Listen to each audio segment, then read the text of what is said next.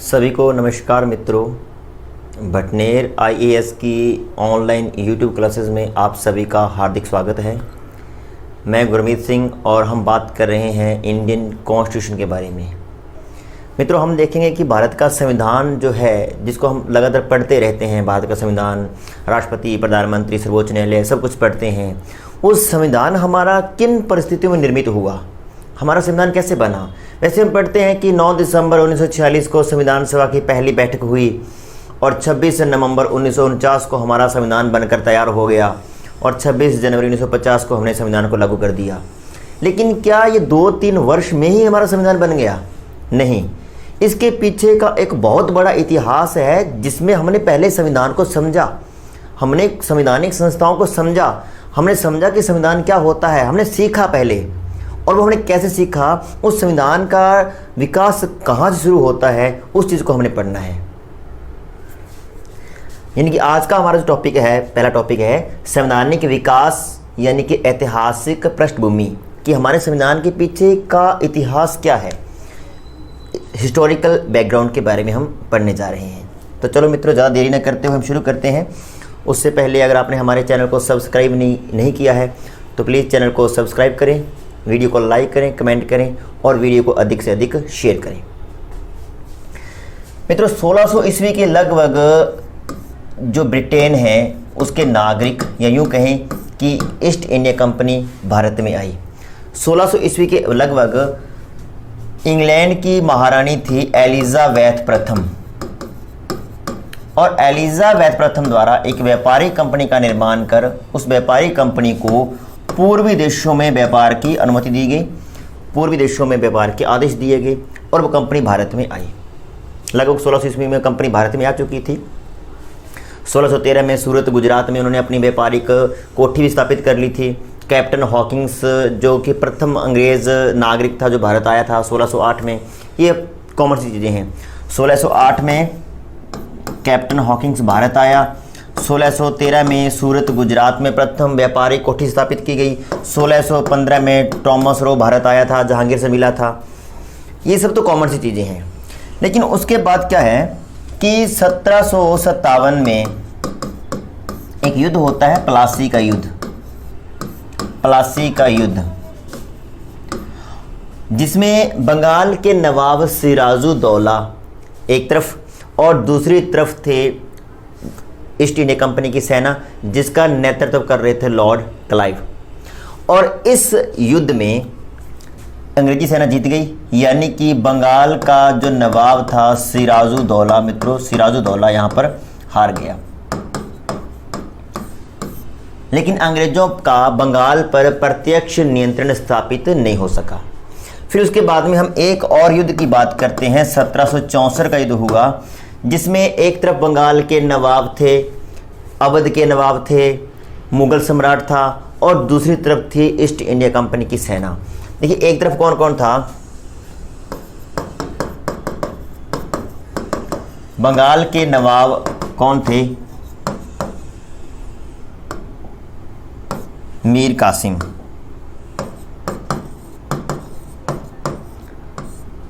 अवध के नवाब थे शुजाउद्दौला, और मुगल सम्राट थे शाह आलम द्वितीय। इन तीनों की संयुक्त सेना ने युद्ध किया ब्रिटिश सेना के साथ, जिनका नेतृत्व कर रहे थे हेक्टर मुनरो। और इस युद्ध में भी अंग्रेजों की विजय हुई और बंगाल पर उनका नियंत्रण स्थापित हो गया, बंगाल पर उनका आधिपत्य स्थापित हो गया। हमारे लिए यहाँ पे 2 फैक्ट बनते हैं मित्रों। पहला बनता है, देखिए जैसा कुछ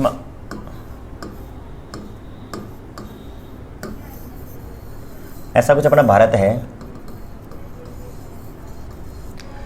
देखिए, पहला प्रश्न ये बनता है कि अंग्रेजों ने अपनी व्यापारिक सत्ता कहाँ से कायम की। तो हम पढ़ चुके हैं कहाँ से, सूरत, गुजरात से, यानी कि पश्चिमी भारत से। और दूसरा पढ़ते हैं कि अंग्रेजों ने अपनी राजनीतिक सत्ता कहाँ पे कायम की। तो कहाँ पे कायम की मित्रों? बंगाल में, यानी कि पूर्वी भारत से। ये भी दो बड़े फैक्ट बनते हैं। सीधा से पूछ ले कि अंग्रेजों ने अपनी व्यापारिक सत्ता कायम की उत्तरी भारत में, पश्चिमी भारत में, दक्षिणी भारत में, है ना, मध्य भारत में, तो ये आपको आइडिया रखना है कौन से भारत में, पश्चिम भारत में। लेकिन अगर आज राजनीतिक सत्ता सबसे पहले कहां पर कायम की, तो वह है बंगाल। जैसे ही बक्सर का युद्ध जीता गया अंग्रेजों द्वारा, बंगाल पर अंग्रेजों का प्रत्यक्ष नियंत्रण हो गया और बंगाल का जो गवर्नर बनाया गया मित्रों, वो बनाया गया लॉर्ड क्लाइव को। लॉर्ड क्लाइव बंगाल के पहले गवर्नर बने। 1765 में इलाहाबाद की संधि होती है और इलाहाबाद की संधि में क्या होता है, इस संधि के द्वारा बंगाल, बिहार और उड़ीसा की दीवानी अंग्रेजों को प्राप्त हो जाती है। देखिए, बंगाल, बिहार और उड़ीसा की दीवानी अंग्रेजों को, यहाँ पे अंग्रेजों का मतलब क्या है, ईस्ट इंडिया कंपनी को प्राप्त हो जाती है। अब आप सोचेंगे कि दीवानी से क्या मतलब है। इसका मतलब ये है कि इस क्षेत्र से रेवेन्यू कलेक्ट करने का जो राइट है, रेवेन्यू कलेक्ट करने की जो अथॉरिटी है, वो किसके पास आ जाती है, अंग्रेजों के पास। इसी को हम क्या बोलते हैं, दीवानी। यानी कि बंगाल, बिहार और उड़ीसा से राजस्व इकट्ठा करने की जो शक्ति है वो आ जाती है अंग्रेजों के पास। इसका मतलब हम कह सकते हैं कि 1765 में इलाहाबाद की संधि के माध्यम से अंग्रेजों को बंगाल, बिहार और उड़ीसा की दीवानी प्राप्त हुई। अब देखिए, ईस्ट इंडिया कंपनी का शासन बंगाल पर स्थापित हो गया है। तो हम अब भारत में जब बात करते हैं ईस्ट इंडिया कंपनी के शासन की, यहाँ पर हम बात करते हैं ब्रिटिश शासन की। तो ब्रिटिश शासन को मित्रों हम दो भागों में डिवाइड करते हैं। देखिए क्या है कि 1757 में हमने पढ़ा प्लासी का युद्ध हुआ, 1764 में बक्सर का युद्ध हुआ। ये चीज़ें इतने मायने नहीं रखती, क्योंकि हमारा जो संवैधानिक विकास जो शुरू होता है, अगर हम बात करते हैं कॉन्स्टिट्यूशन की, हिस्टोरिकल बैकग्राउंड की अगर बात करते हैं, तो वो शुरू होता है 1773 के रेगुलेटिंग एक्ट से। और 1773 के एक्ट से लेकर, और अगर हम बात करें 1853 के एक्ट तक जो शासन है वो है भारत में ईस्ट इंडिया कंपनी का। ईस्ट इंडिया कंपनी का। लेकिन उसके बाद का जो दूसरा जो टाइम पीरियड है, यानी कि हम कह सकते हैं कि 1858 से लेकर 1947 तक, इस समय शासन ईस्ट इंडिया कंपनी नहीं कर रही थी। इस समय डायरेक्ट ब्रिटेन सरकार यहाँ पे शासन कर रही थी। ब्रिटिश ताज का यहाँ पे शासन था, इसलिए हम ये किसको कहेंगे, ताज का शासन, क्योंकि ब्रिटिश ताज का शासन यहाँ पर था। तो दो टर्म हम पढ़ेंगे। पहले हम पढ़ेंगे 1773 से लेकर 1853 तक, जब ब्रिटेन सरकार सिर्फ और सिर्फ कानून बना रही थी, उसको लागू करना और उसके तहत शासन का संचालन करना कौन कर रहा था, ईस्ट इंडिया कंपनी। लेकिन जैसे 1857 की क्रांति होती है, 1857 का प्रथम स्वाधीनता संग्राम होता है, उसके बाद भारत की शासन व्यवस्था को ब्रिटिश ताज अपने अधीन कर लेता है और कंपनी करती है केवल व्यापारिक काम। तो उसके बाद के जो शासन व्यवस्था को हम जो नाम देंगे वो क्या है, ब्रिटिश ताज का शासन या स्वयं ब्रिटिश सरकार का शासन। तो 1853 से पहले मैं जब भी अंग्रेजों की बात करूंगा, मैं बोलूँगा अंग्रेज आए, तो उसका मतलब क्या होगा, ईस्ट इंडिया कंपनी की बात हो रही है। लेकिन 1858 के बाद जब अंग्रेजों की बात करूंगा, उसका मतलब होगा कि मैं ब्रिटेन सरकार की बात कर रहा हूं। तो इस टर्म को आपको याद रखना है। 1773 के रेगुलेटिंग एक्ट से लेकर 1853 के अधिनियम तक एक टर्म है और 1858 से लेकर 1947 तक एक टर्म है। अब हम शुरू करते हैं 1773 का रेगुलेटिंग एक्ट। इस लेसन में आगे बढ़ने से पहले इंडियन पॉलिटी कोर्स के बारे में एक महत्वपूर्ण जानकारी दोस्तों। दरअसल इस कोर्स को हम लोग ऑलरेडी कंप्लीट कर चुके हैं हमारी एंड्रॉयड ऐप पर। हमारी एंड्रॉयड ऐप पर इंडियन पॉलिटी का कंप्लीट कोर्स ऑलरेडी मौजूद है और इस कोर्स के तहत हमने 100 से ज्यादा वीडियोस बनाए हैं। साथ ही इन वीडियोस के पीडीएफ्स भी आप लोगों को मिल जाने वाले हैं। इसके अलावा दोस्तों आपको इंडियन पॉलिटी के 1 ईयर के करंट अफेयर्स भी मिलने वाले हैं हमारी ऐप के ऊपर। तो ये जो कोर्स है अपने आप में कंप्लीट हो जाता है आईएएस प्रीलिम्स एग्जाम के लिए इंडियन पॉलिटी का। ठीक है, तो अगर आप लोग इंडियन पॉलिटी को फटाफट कंप्लीट करना चाहते हैं, अभी तो आप YouTube पर देख रहे हैं, लेकिन अगर आप चाहते हैं कि आप सभी लेसन्स, पूरा कंटेंट आपको एक साथ मिल जाए, तो आप हमारी एंड्रॉयड ऐप को डाउनलोड कीजिए। आपको हमारी ऐप पर यह कोर्स मिल जाएगा। ये हमारी एंड्रॉयड ऐप का डेस्कटॉप वर्जन है दोस्तों। अगर आप लोग चाहते हैं कि आप हमारे लेसन्स को लैपटॉप में देखें या फिर आप डेस्कटॉप में अपने पर्सनल कंप्यूटर में देखें, तो आप लोग bhatner.ias.com पर जा सकते हैं और इसके जरिए भी आप लोग हमारे कोर्सेज को एक्सेस कर सकते हैं। जिस तरह से ये इंडियन पॉलिटी का पूरा कोर्स आपको यहां नजर आ रहा है, CSET 2021 का कोर्स नजर आ रहा है, एनवायरनमेंट एंड इकोलॉजी का कोर्स नजर आ रहा है, तो तमाम कोर्सेज यहां पर मौजूद हैं। हमारे कोर्सेज की खासियत ये है कि ये सभी कोर्सेज पूरी तरह से अफोर्डेबल हैं और क्वालिटी के साथ कोई भी कॉम्प्रोमाइज नहीं किया गया है दोस्तों।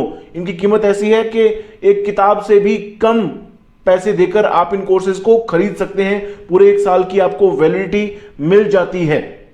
यहां पर आप इंडियन पॉलिटी कोर्स की एक झलक भी देख सकते हैं दोस्तों। आपके सामने है 104 वीडियोस अभी इसके अंदर मौजूद हैं और 2 या 3 वीडियोस ही आनी इस कोर्स में बाकी है, तो जल्दी ही अपलोड हो जाएंगी। और देखिए 75 पीडीएफ भी इसके तहत अपलोड किए जा चुके हैं, तो जो भी थोड़े बहुत पीडीएफ बचे हैं वो भी बहुत जल्दी थोड़े दिनों के अंदर ही कंप्लीट कर दे जाएंगे। तो अपने आप में ये कोर्स मुकम्मल है दोस्तों। वीडियोस तो आप लोग पूरी मानिए। देखिए किस तरह से हमने कवर किया है। यहां पर ये देखिए चैप्टर, देखिए हिस्टोरिकल बैकग्राउंड का जो चैप्टर बना हुआ है, इस चैप्टर के अंदर आप जाएंगे तो आपको 2 वीडियोस मिलेंगी और 2 ही पीडीएफ फाइल्स मिलेंगी।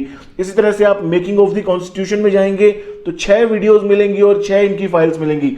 इसी तरह से देखिए फंडामेंटल राइट्स के आप चैप्टर में जाएंगे तो इसके अंदर 5 वीडियोस आपको मिलने वाली हैं और 6 इनकी पीडीएफ फाइल्स मिलने वाली हैं। तो इस तरह से तमाम चीजें बहुत ही व्यवस्थित तरीके से आपको हमारे इस कोर्स के तहत हमारी ऐप पर मिलने वाली हैं। तो ये दोस्तों हमारा कोर्स रहेगा इंडियन पॉलिटी का। उम्मीद करते हैं कि अगर आप लोग चाहते हैं फटाफट इस कोर्स को देखना मुकम्मल तरीके से पीडीएफ के साथ, तो आप हमारी ऐप डाउनलोड करेंगे और इस कोर्स को हासिल करेंगे। बहुत ही नॉमिनल प्राइस में आपको ये कोर्स वहां पर मिलने वाला है। 260 महज 260 रुपए देकर आपको ये कोर्स कंप्लीटली मिल जाने वाला है, जिसमें आपको तमाम वीडियोस और पीडीएफ मिल जाने वाले हैं।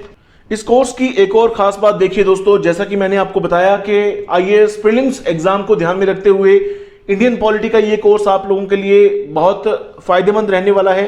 यहां पर देखिए आईएएस प्रीलिम्स एग्जाम्स के जो भी प्रीवियस पेपर्स हुए हैं उनमें इंडियन पॉलिटी के जो भी क्वेश्चंस आए हैं ज्यादातर हमने कवर किए हैं। खास तौर पर पिछले 17 सालों के प्रीवियस 17 ईयर्स के जो भी एमसीक्यूज रहे हैं इंडियन पॉलिटी विषय के, वो हमने कवर किए हैं। 2004 से लेकर आईएएस प्रीलिम्स 2020 तक के सभी प्रीवियस ईयर्स एमसीक्यूज कवर किए गए हैं इंडियन पॉलिटी के।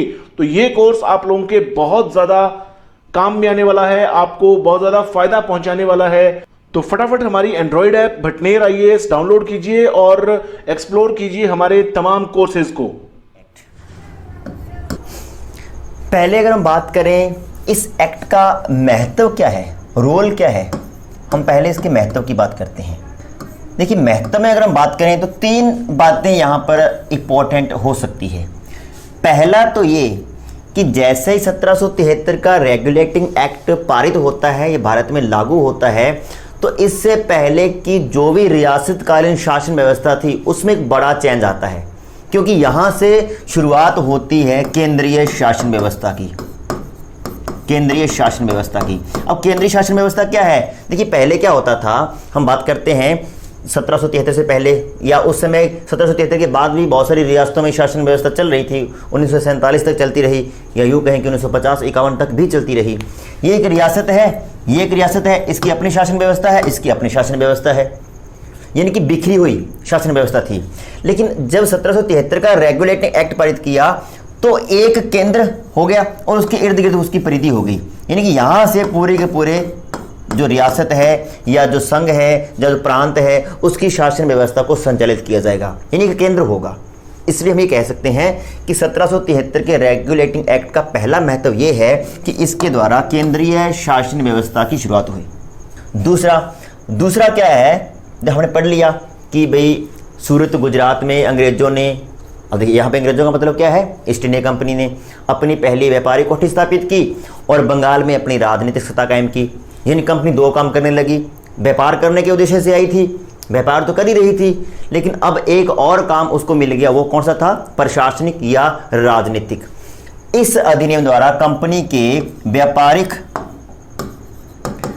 के व्यापारिक प्लस राजनीतिक या फिर प्रशासनिक कार्यों को मान्यता मिली। यानी कि इस अधिनियम में ये कह दिया गया कि कंपनी दो काम कर सकती है। और तीसरा, इस अधिनियम द्वारा जो ब्रिटिश सरकार थी, ब्रिटिश सरकार का ईस्ट इंडिया कंपनी पर नियंत्रण सशक्त हो गया। यानी कि इस अधिनियम से अब ब्रिटिश सरकार कंपनी पर अपना नियंत्रण स्थापित कर सकती थी। देखिए, इससे पहले कंपनी कुछ काम कर रही थी, व्यापारिक काम कर रही थी या फिर राजनीतिक काम भी कर रही थी कुछ दशाओं में, लेकिन ब्रिटेन सरकार का उस पर कोई ना कोई नियंत्रण नहीं था क्योंकि कोई अधिनियम नहीं था। अब देखिए, अधिनियम बनेंगे, कहाँ बनेंगे? ब्रिटेन में। ब्रिटेन सरकार बनाएगी, वो अधिनियम भारत में लागू होंगे। कौन लागू करेगा? कंपनी। तो कंपनी को उन्हीं कानूनों के तहत शासन का संचालन करना होगा, उन्हीं कानूनों के तहत व्यापार करना होगा जो कानून ब्रिटेन सरकार ने तय किए हैं। इसका मतलब कि कंपनी पर ब्रिटेन सरकार का नियंत्रण स्थापित हो जाता है 1773 के रेगुलेटिंग एक्ट में। ये तो इसके महत्व हैं। देखिए, यहाँ पे हम बेसिकली क्या करेंगे, हम एम लक्ष्मीकांत बुक को फॉलो करेंगे।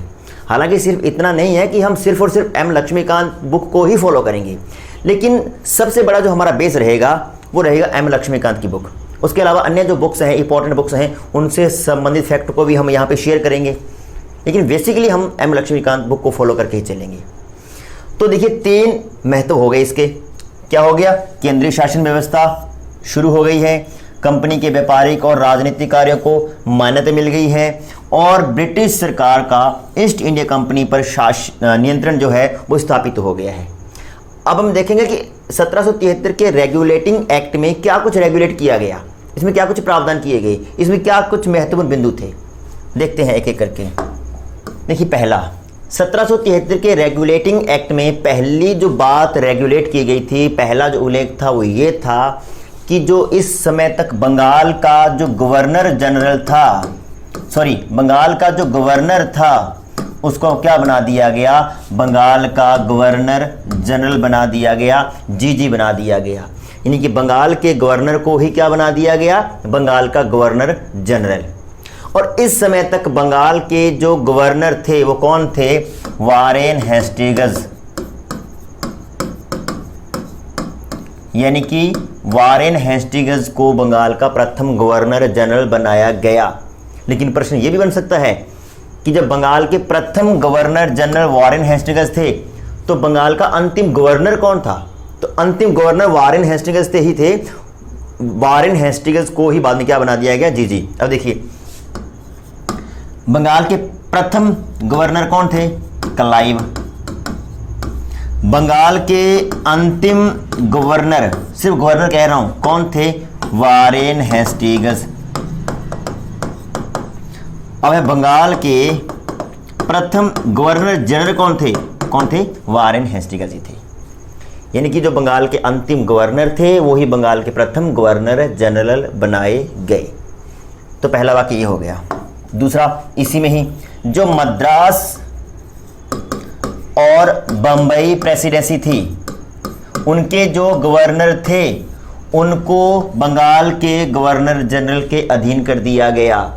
क्या कर दिया गया? कि जो बंबई और मद्रास प्रेसिडेंसी हैं उनके जो गवर्नर हैं वो अब अपने आप में स्वतंत्र नहीं होंगे, वो बंगाल के गवर्नर जनरल के अधीन रहते हुए, इसके अंडर में रहते हुए कार्यों को करेंगे। हालांकि इसमें यह भी उल्लेख था कि जो बंगाल का हम गवर्नर जनरल बना रहे हैं तो इसकी सहायता के लिए एक कार्यकारी परिषद भी होगी, एग्जीक्यूटिव काउंसिल भी होगी, जिसमें कितने सदस्य थे मित्रों? 4। यानी कि 4 सदस्यीय कार्यकारी परिषद होगी जो गवर्नर जनरल को सहयोग करेगी। तीसरा, इस अधिनियम में यह उल्लेख था कि बंगाल में एक सुप्रीम कोर्ट की स्थापना की जाए। सुप्रीम कोर्ट की स्थापना की जाए बंगाल। देखिए, हम बंगाल की बात कर रहे हैं क्योंकि इस एक्ट का डायरेक्ट संबंध बंगाल से है, पूरे भारत से नहीं है, क्योंकि उस समय तक एक बंगाल ही ऐसी रियासत थी, एक बंगाल ही ऐसी प्रेसिडेंसी थी जिस पर अंग्रेजों का ईस्ट इंडिया कंपनी का डायरेक्ट नियंत्रण स्थापित हो गया था। तो बंगाल में सुप्रीम कोर्ट की स्थापना की जाए, ये प्रावधान किया गया। और 1773 के एक्ट द्वारा 1774 में कलकत्ता में प्रथम सुप्रीम कोर्ट का गठन किया गया, स्थापना की गई। भारतीय संवैधानिक इतिहास की बात करें, भारत के इतिहास की बात करें, इससे पहले हम सुप्रीम कोर्ट जैसी संस्था से परिचित नहीं थे कि भारत में ऐसी कोई संस्था होगी। ये पहली दफ़ा था जब से भारत बना है, ये पहली दफ़ा था कि भारत में सुप्रीम कोर्ट जैसी संस्था बन रही थी। बंगाल में सुप्रीम कोर्ट जैसी संस्था बन रही थी और इस सुप्रीम कोर्ट में कुल कितने न्यायाधीश थे? 4 न्यायाधीश थे, एक मुख्य न्यायाधीश और 3 अन्य न्यायाधीश। और जो मुख्य न्यायाधीश थे उनका नाम था Elijah Impey, sir Elijah Impey. 3 अन्य न्यायाधीश थे, एक मुख्य न्यायाधीश थे, चीफ जज थे। यानी जब हम बात करते हैं ना संवैधानिक इतिहास की, अभी हम बात कर रहे थे संवैधानिक विकास की कि हमारा भी संविधान का विकास कैसे हुआ। हम पढ़ रहे हैं कि 9 दिसंबर 1946 से हमने संविधान बनाना शुरू किया, लेकिन देखिए हमने यहाँ से सीखना शुरू कर दिया था। 1773 में हम सीख चुके थे कि एक सुप्रीम कोर्ट जैसी संस्था भी होती है। यानी कि हमने जो सीखना शुरू किया, जो हिस्टोरिकल बैकग्राउंड तो हमारा शुरू होता है, वो शुरू होता है मित्रों 1773 से। कैसे कैसे संस्थाएं बनी, कैसे कैसे उन संस्थाओं ने शासन का संचालन किया, हम सब चीज़ों को आत्मसात कर रहे थे, सीख रहे थे। और फिर हमने डायरेक्ट बैठकर 2 वर्ष 11 माह 18 दिन में अपना संविधान का निर्माण कर लिया। ये संवैधानिक विकास है, यहीं से हमने सीखना शुरू किया था। चौथा इसमें कहा गया कि देखिए जो भारत में व्यापार होगा वो ईस्ट इंडिया कंपनी करेगी। कोई भी अंग्रेज़, कोई भी जो नागरिक है वो अपना निजी व्यापार यहाँ पे नहीं कर सकता। अगर उसको व्यापार करना है तो कंपनी के माध्यम से ही करेगा, कोई भी व्यक्ति अपना निजी व्यापार नहीं करेगा। ये भी बहुत इंपॉर्टेंट फैक्ट यहाँ पर है। अब देखिए जो कंपनी का व्यापारिक संचालन जो हो रहा था, कंपनी की पूरी व्यापारिक गतिविधियों को जो संचालित कर रही थी बॉडी, उसका नाम क्या था? उसका नाम था बोर्ड ऑफ डायरेक्टर्स। क्या नाम था? Board of directors. यानी कि इसको हम कह सकते हैं संचालक मंडल, इसको हम कह सकते हैं निदेशक मंडल। निदेशक मंडल ये 24 व्यक्तियों का एक समूह था जिसको बोर्ड ऑफ डायरेक्टर कहा जाता था। और ये बोर्ड ऑफ डायरेक्टर्स ही पूरे के पूरे व्यापारिक गतिविधियों को संचालित करता था। और हम ये भी कह सकते हैं कहीं ना कहीं कि ये बोर्ड ऑफ डायरेक्टर्स जो था ये डायरेक्ट ब्रिटिश सरकार के अधीन था। इसीलिए हम कह सकते हैं कि बोर्ड ऑफ डायरेक्टर जैसी संस्था के माध्यम से ही ब्रिटिश सरकार का ईस्ट इंडिया कंपनी पर नियंत्रण स्थापित हो जाता है। उसके माध्यम से सरकार कंपनी को नियंत्रित कर सकती है। तो ये 4-5 फैक्ट हैं जो 1773 के रेगुलेटिंग एक्ट से संबंधित हैं, जो अपने में बहुत इंपॉर्टेंट हैं। बंगाल के गवर्नर को क्या बना दिया गया? बंगाल का गवर्नर जनरल। और बंगाल के गवर्नर जनरल की सहायता के लिए 4 सदस्यीय कार्यकारी परिषद बना दी गई। मद्रास और बम्बई प्रेसिडेंसी के जो गवर्नर थे उसको बंगाल के गवर्नर जनरल के अधीन कर दिया गया। कलकत्ता में सर्वोच्च न्यायालय की स्थापना हुई 1774 में। उसमें 4 न्यायाधीश थे, मुख्य न्यायाधीश एलिजा इम्पे थे। कंपनी में कोई व्यक्ति अपना निजी व्यापार नहीं कर सकता, सिर्फ कंपनी ही व्यापार कर सकती है, ये प्रावधान किया गया। और बोर्ड ऑफ डायरेक्टर्स के माध्यम से ब्रिटिश सरकार का कंपनी पर नियंत्रण स्थापित हो जाता है या नियंत्रण स्थापित किया गया। ये 4-5 फैक्ट हैं 1773 के रेगुलेटिंग एक्ट के। उसके बाद में है 1781 का एक्ट। अब देखिए इसमें कुछ खास नहीं है।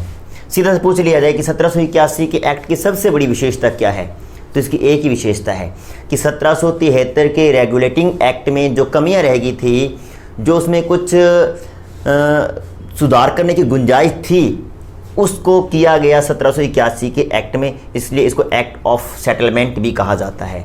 1773 के एक्ट में रह गई खामियों को दूर करने के लिए 1781 का अधिनियम लाया गया, इसलिए इसको एक्ट ऑफ सेटलमेंट भी कहा जाता है। इसके बाद जो दूसरा जो इम्पोर्टेंट एक्ट हमारे सामने है वो है 1784 का पिट्स इंडिया एक्ट। पिट्स उस समय ब्रिटेन के प्रधानमंत्री थे, इसलिए उनके नाम पर यह रखा गया पिट्स इंडिया एक्ट। अब देखिए इसमें क्या कुछ प्रावधान थे। इसमें एक प्रावधान जो है हम पढ़ने वाले हैं, मेरे ख्याल से सबसे इंपॉर्टेंट तो वही है। हालांकि कुछ और भी बहुत सारे प्रावधान हैं इसमें, लेकिन हम देखिए सारों को यहाँ पे नहीं पढ़ सकते। हमें विद्वान नहीं बनना है, हमें अपना काम निकालना है और हम सिर्फ उन्हीं तथ्यों को पढ़ेंगे जिनका महत्व एग्ज़ाम के पॉइंट ऑफ व्यू से है। हालांकि हम अन्य तथ्यों की बात भी करेंगे कि हम किसी भी परीक्षा में बैठ जाएं, लगभग हमारा सामना जब होगा प्रश्नों से तो हम कवर कर सकें उन प्रश्नों को जो इंपॉर्टेंट हैं। लेकिन इसमें अगर बात करें तो एक फैक्ट अपने आप में बड़ा इंपॉर्टेंट है कि इसके माध्यम से कंपनी के व्यापारिक और राजनीतिक कार्यों को अलग अलग कर दिया गया। देखिए, हमने पढ़ा कि 1600 ईस्वी में कंपनी भारत में आई और व्यापार करने लगी और व्यापार करती रही 1600 ईस्वी से लेकर लगातार। फिर हमने पढ़ा कि 1757 1764 में 2 युद्ध होते हैं और उसके बाद हमने पढ़ा कि बंगाल पर नियंत्रण स्थापित हो जाता है। अब जब बंगाल पर नियंत्रण स्थापित हो गया मतलब कंपनी 2 काम करने लगी। कंपनी व्यापार तो कर ही रही थी, बोर्ड ऑफ डायरेक्टर्स था, वो व्यापार करने के लिए बॉडी थी, व्यापारिक गतिविधियों को नियंत्रित करने के लिए बॉडी थी, लेकिन कंपनी शासन का संचालन भी तो कर रही है। अब बोर्ड ऑफ डायरेक्टर्स पर इतना बर्डन आ गया है, इतना भार आ गया है कि वो 2 काम करे, व्यापार भी करे और शासन का संचालन भी करे। तो 1784 के पिट्स इंडिया एक्ट में कंपनी के इस काम को हल्का कर दिया गया, क्योंकि कंपनी के व्यापारिक और राजनीतिक कार्यों को, कंपनी के व्यापारिक और प्रशासनिक कार्यों को अब 2 भागों में बांट दिया गया। व्यापारिक कार्यों को करने के लिए जो बॉडी है बोर्ड ऑफ डायरेक्टर्स, उसको तो कहा गया कि आप व्यापारिक गतिविधियों का संचालन करो, लेकिन जो राजनीतिक या प्रशासनिक गतिविधियों का संचालन करना है उसके लिए एक और बॉडी बनाई गई जिसका नाम था बोर्ड ऑफ कंट्रोल, जिसको हम कह सकते हैं नियंत्रक मंडल। बोर्ड ऑफ कंट्रोल बनाया गया। इसलिए हम कह सकते हैं कि 1784 के पिट्स इंडिया एक्ट में कंपनी को 2 काम थे उसके ऑलरेडी, लेकिन 2 बॉडी बना दी गई। बोर्ड ऑफ डायरेक्टर्स अलग बॉडी है और बोर्ड ऑफ कंट्रोल अलग बॉडी है। और हम ये भी कह सकते हैं कि ये कंपनी में क्या हो रहा था, द्वैध शासन की शुरुआत हो रही थी। ये कंपनी में द्वैध शासन की कंपनी 2 काम कर रही है, 2 बॉडी है, एक बॉडी व्यापारिक काम कर रही है और एक बॉडी प्रशासनिक काम कर रही है। और जब कभी भी ऐसा होता है कि एक काम करने के लिए 2 बॉडी होती है या एक व्यक्ति को नियंत्रित करने के लिए 2 आदमी हैं, तो हम ये कहेंगे कि उस व्यक्ति पर दोहरा शासन है। एक इंसान को नियंत्रित करने के लिए अगर उसके ऊपर 2 सत्ताएं हैं, 2 अथॉरिटीज़ है, तो हम ये कहेंगे कि वो व्यक्ति के ऊपर द्वैध शासन लागू हुआ है। और यहाँ पर 2 काम हो रहे हैं, एक बोर्ड ऑफ डायरेक्टर्स है, एक बोर्ड ऑफ कंट्रोल है, और यहीं से हम कह सकते हैं कि ये अपने आप में कंपनी का द्वैध शासन है। हालांकि बंगाल में जब द्वैध शासन की बात करते हैं तो 1765 है। थोड़ा समझना, ये द्वैध शासन हम 3-4 जगह पढ़ेंगे। हम बंगाल में द्वैध शासन पढ़ेंगे, हम कंपनी का द्वैध शासन पढ़ेंगे, हम प्रांतों में द्वैध शासन पढ़ेंगे, हम केंद्र में द्वैध शासन पढ़ेंगे, और सभी की जो डेट है, जो सन है, वो अलग अलग है। बंगाल में जो द्वैध शासन शुरू होता है 1765 से। 1764 के बक्सर के युद्ध से जैसे ही बंगाल पर अंग्रेजों का नियंत्रण स्थापित होता है, बंगाल में गवर्नर बना दिया जाता है क्लाइव को। तो एक तरफ तो क्लाइव है और दूसरी तरफ नवाब है, तो नवाब का और गवर्नर का, ये दोनों का शासन है, इसलिए उसको हम क्या बोलते हैं, दोहरा शासन। तो बंगाल में दोहरा शासन कब शुरू होता है, 1765 में। कंपनी में दोहरा शासन कब शुरू होता है, 1784 में, और प्रांतों में 1919 में, और केंद्र में 1935 में। ये हम आगे पढ़ने वाले हैं। तो एक तो हो गया कि इस एक्ट द्वारा कंपनी के व्यापारिक और राजनीतिक कार्यों को पृथक पृथक कर दिया गया। व्यापारिक कार्यों को करने के लिए बोर्ड ऑफ डायरेक्टर्स का गठन किया गया या ऑलरेडी था, और राजनीतिक कार्यों को करने के लिए बोर्ड ऑफ कंट्रोल का गठन किया गया। इस एक्ट की एक और विशेषता है, क्या विशेषता है कि इस एक्ट में पहली बार जो ऐसे क्षेत्र थे जिस पर ब्रिटेन का आधिपत्य था उसको ब्रिटिश आधिपत्य क्षेत्र कहा गया। ब्रिटिश आधिपत्य क्षेत्र, जो ऐसे एरिया थे जहां पर अंग्रेजों का डायरेक्ट शासन था, जो डायरेक्ट अंग्रेजों के अंडर में थे, इसलिए इस एक्ट में पहली बार उल्लेख किया गया कि जहां पर अंग्रेजों का प्रत्यक्ष नियंत्रण स्थापित है वो ब्रिटिश आधिपत्य क्षेत्र हैं। पहली बार कहा गया कब, 1784 के एक्ट में। तो ये भी अपने आप में बड़ा इंपॉर्टेंट फैक्ट है। तीसरा, हम इसमें यह भी कह सकते हैं कि इस एक्ट द्वारा अब कंपनी पर ब्रिटिश सरकार का पूर्णतः नियंत्रण स्थापित हो गया। देखिए, आंशिक नियंत्रण तो स्थापित हो गया था 1773 के एक्ट में। 1773 के एक्ट में तो केवल और केवल व्यापारिक कामों को ही कवर किया गया था, क्योंकि बोर्ड ऑफ डायरेक्टर था। लेकिन जब बोर्ड ऑफ डायरेक्टर और बोर्ड ऑफ कंट्रोल 2 बॉडी बना दी गई, और ये दोनों बॉडी किसके अंडर में काम कर रही है, ब्रिटेन सरकार के अंडर में काम कर रही है, तो हम ये कह सकते हैं कि 1784 के पिट्स इंडिया एक्ट द्वारा ईस्ट इंडिया कंपनी पर ब्रिटेन सरकार का पूर्णतः नियंत्रण स्थापित हो गया, टोटली नियंत्रण स्थापित हो गया। अगला है 1833 का अधिनियम।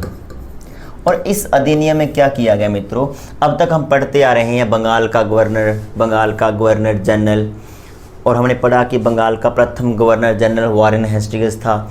लेकिन इस एक्ट में क्या किया गया कि जो बंगाल का गवर्नर जनरल हम पढ़ते आ रहे हैं बार बार, इसको अब क्या कर दिया गया, भारत का गवर्नर जनरल बना दिया गया। और भारत का जो प्रथम गवर्नर जनरल बनाया गया वो कौन थे, वो थे विलियम बेंटिंग। विलियम बेंटिंग को भारत का प्रथम गवर्नर जनरल बनाया गया। और हम ये भी कह सकते हैं कि विलियम बेंटिंग ही बंगाल के अंतिम गवर्नर जनरल थे। अब देखिए एक कड़ी चल रही है, बंगाल का प्रथम गवर्नर क्लाइव, बंगाल का अंतिम गवर्नर वारेन हेस्टिंग्स, बंगाल का प्रथम governor general Warren Hastings, Bengal का अंतिम governor general William Bentinck, Bharat का प्रथम गवर्नर जनरल विलियम बेंटिंग। यानी ये बीच बीच में एक नाम है जो दो बार आएगा। आगे भी जैसे हम पढ़ेंगे, भारत का अंतिम गवर्नर जनरल कैनिंग, भारत का प्रथम वायसराय कैनिंग, तो वहाँ पर भी डबल आएगा। तो इसको एक पढ़ना है क्रम से, एक सीक्वेंस से, ताकि हमें याद रह सके। तो बंगाल के गवर्नर जनरल को भारत का गवर्नर जनरल बना दिया गया। दूसरा फैक्ट इसमें क्या है, पहला तो ये हो गया कि बंगाल के गवर्नर जनरल को भारत का गवर्नर जनरल बना दिया गया, और भारत का प्रथम गवर्नर जनरल कौन था, विलियम बेंटिंग। दूसरा इसमें क्या है कि जो मद्रास और बम्बई प्रेसिडेंसी है, उनको विधायिका शक्तियों से, लेजिस्लेचर पावर से वंचित कर दिया गया। अब उनके पास विधायी शक्तियां नहीं होंगी, क्योंकि ये विधायी शक्तियां सारी किसके पास चली गई, ये चली गई भारत के गवर्नर जनरल के पास। भारत के गवर्नर जनरल के पास असीमित लेजिस्लेचर पावर्स होगी, लेकिन जो बम्बई और मद्रास प्रेसिडेंसी के पास लेजिस्लेचर पावर थी वो अब नहीं रहेगी, क्योंकि वो पावर निकल कर कहाँ चली गई है, भारत के गवर्नर जनरल में। तीसरा, इस अधिनियम के माध्यम से एक और प्रावधान किया गया। इसके द्वारा जो बनाए गए कानून थे उनको क्या कहा जाने लगा, एक्ट या अधिनियम। अब जो कानून बनेंगे उनको हम क्या कहेंगे, एक्ट या अधिनियम। जबकि इससे पहले जो कानून बनते थे उनको क्या नाम दे दिया गया, नियामक कानून।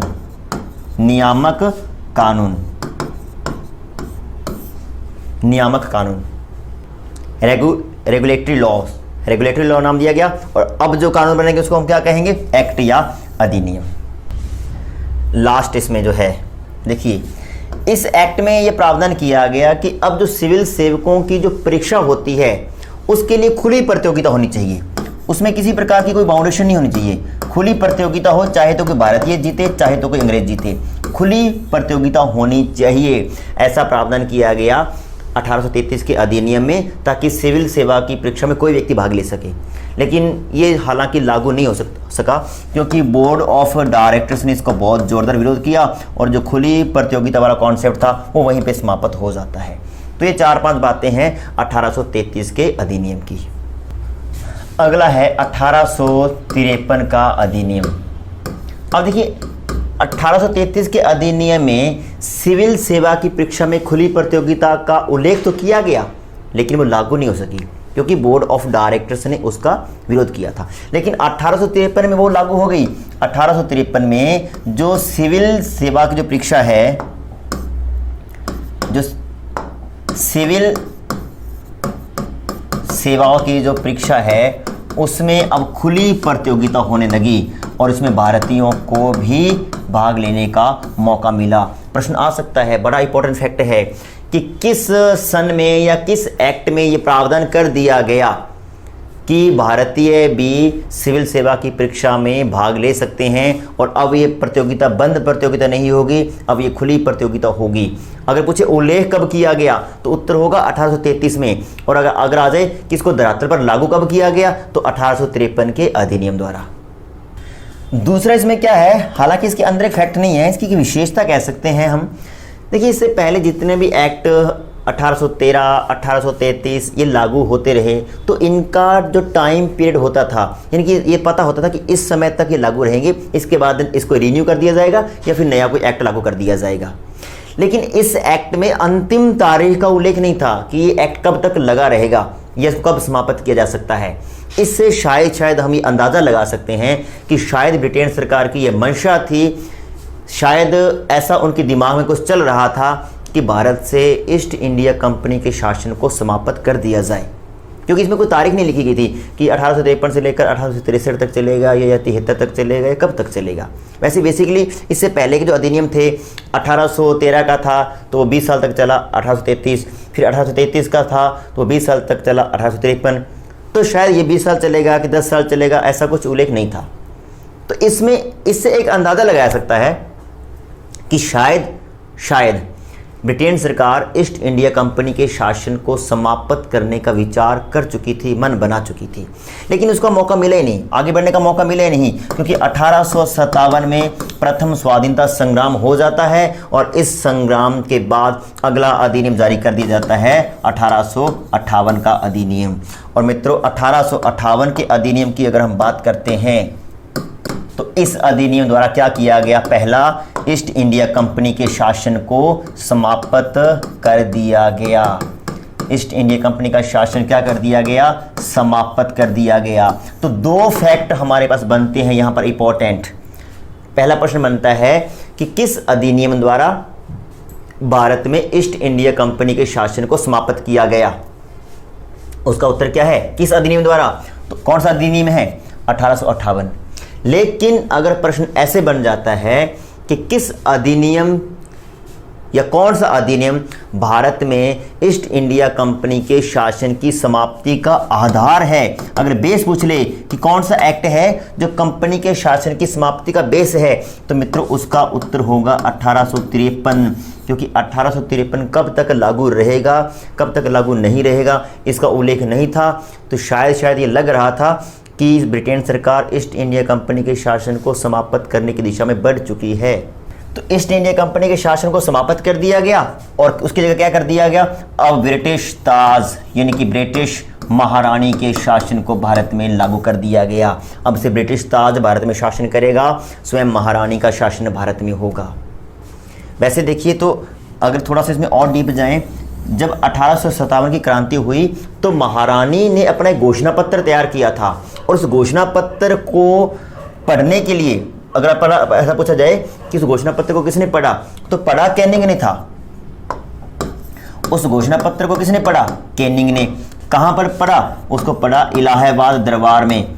महारानी का इलाहाबाद दरबार आयोजित किया गया, सजाया गया, वहां पे महारानी आई और महारानी का एक घोषणा पत्र था, उस घोषणा पत्र को कैनिंग ने पढ़ा और उसी घोषणा पत्र में ये सारी बातें थी कि आज के बाद भारत में ईस्ट इंडिया कंपनी शासन नहीं करेगी, अब डायरेक्ट ब्रिटेन सरकार यहाँ पर शासन करेगी।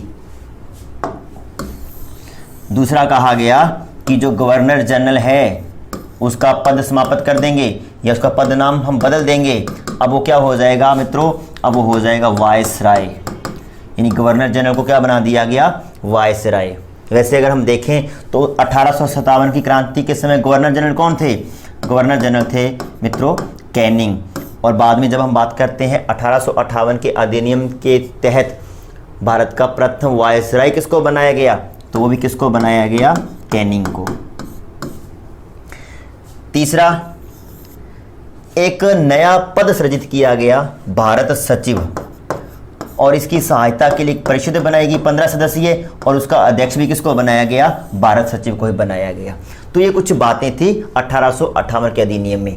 पहला, ईस्ट इंडिया कंपनी के शासन को समाप्त कर दिया गया, उसकी जगह ब्रिटिश ताज का शासन स्थापित कर दिया गया। गवर्नर जनरल का पद समाप्त कर दिया गया, उसकी जगह क्या बना दिया गया, वायसराय। और ब्रिटेन की मंत्रिमंडल में एक नया पद बना दिया गया, भारत सचिव। अब चूंकि ईस्ट इंडिया कंपनी यहाँ पे शासन कर ही नहीं रही तो यहाँ पे एक काम और किया गया। क्या किया गया कि जो बोर्ड ऑफ डायरेक्टर्स था, जो बोर्ड ऑफ कंट्रोल था, इन दोनों को समाप्त कर दिया गया। अब जैसे ही समाप्त हो जाते हैं तो हम ये कह सकते हैं कि क्या कर दिया गया मित्रों, द्वैध शासन की समाप्ति कर दी गई। कंपनी का द्वैध शासन जो था उसको क्या कर दिया गया, समाप्त कर दिया गया। यानी कि 1784 के एक्ट में जो बीओडी और बीओसी बनाकर द्वैध शासन शुरू किया गया था, उसको 1858 के अधिनियम में क्या कर दिया गया, समाप्त कर दिया गया। ऐसा प्रश्न पूछा जा सकता है कि किस अधिनियम में कंपनी में द्वैध शासन को समाप्त किया गया, तो 1858। शुरू कब किया गया था, 1784 में, जब बीओडी तो थी ही और बीओसी नामक संस्था बनाई थी। तो ये थे मित्रों हमारा 1858 का अधिनियम। आगे है मित्रों 1861, 1892 और 1909 का भारत परिषद अधिनियम।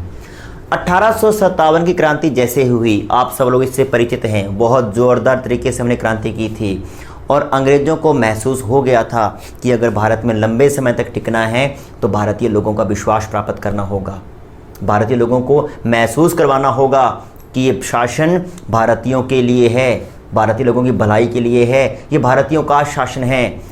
क्योंकि अगर ऐसा रहा कि अंग्रेज़ों का शासन है तो अगर दोबारा ऐसी कभी क्रांति होती है तो शायद भारत में लंबे समय तक टिकना संभव नहीं होगा।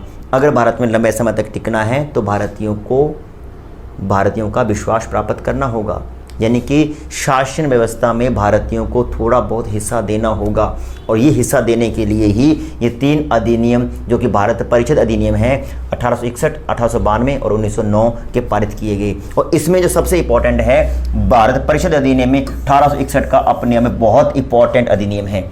हम देखते हैं पहले 1861 के अधिनियम को। इस एक्ट द्वारा शासन व्यवस्था में या यूँ कहें कि कानून निर्माण में, अधिनियमों के निर्माण में भारतीय प्रतिनिधियों का सहयोग लेना शुरू किया गया कि जैसे कुछ कानून बनाएंगे, हम अधिनियम बनाएंगे, एक्ट्स जो भारत में लागू हो रहे हैं उनका जब निर्माण होना है तो कुछ भारतीयों का उसमें सहयोग होना चाहिए ताकि भारतीय लोगों में एक संतोष पैदा हो सके, भारतीय लोग उसमें विश्वास प्राप्त कर सकें।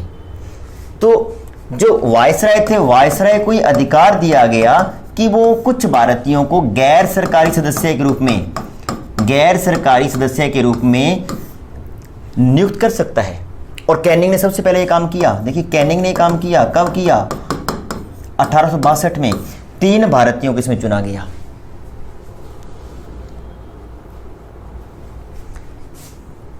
कौन कौन थे, बनारस के राजा, पटियाला के महाराजा और सर दिनकर राव।